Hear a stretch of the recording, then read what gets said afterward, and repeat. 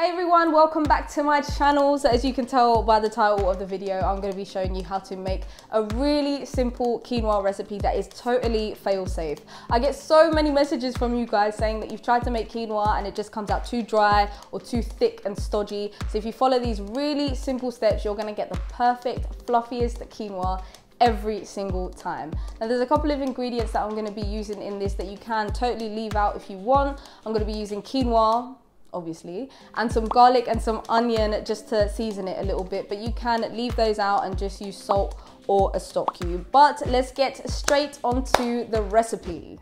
So we're going to start off by peeling and chopping up one medium-sized white onion, and it doesn't need to be anything fancy at all, just roughly dice it up. Now using these onions, we're going to make a quick torka. So in a pan over a medium heat, add around 4 spoons of coconut oil. Once the oil is heated up properly, add in the chopped onions. Give them a good mix around the oil, then add in around 2 teaspoons of pink salt, and then leave that over a low heat until they are completely translucent and cooked.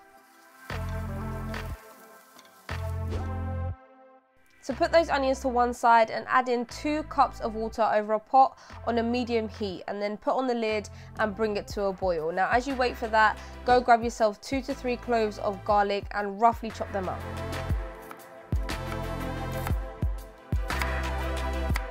Make sure you keep an eye on the water, and as it comes to a boil, add in 1 cup of washed quinoa. So you always cook quinoa at 2:1 ratio with water, meaning however much quinoa you want to make, start by boiling double the amount of water. After around 2 or 3 minutes, add in the chopped garlic to the quinoa, give it another mix and turn the heat down all the way to low and cook that until all the water is absorbed. Now this usually takes around 10 to 15 minutes if you're using the same measurements as we are here, so use that for an estimation.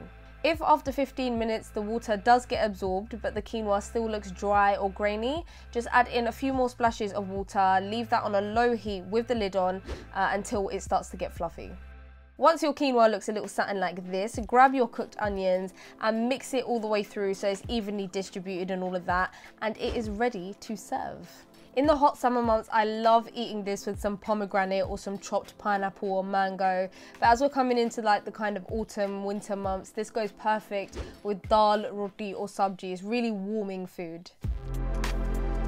Thank you all so much for watching that video. I hope that it helps with all of your future quinoa making. Let me know in the comments down below any other tips that you've got for making quinoa, and also let me know if you try this recipe out and how it goes for you. I've got another video coming out for you guys tomorrow, so make sure you hit the subscribe button and turn on your notifications, and I will see you all tomorrow for another video. Mwah.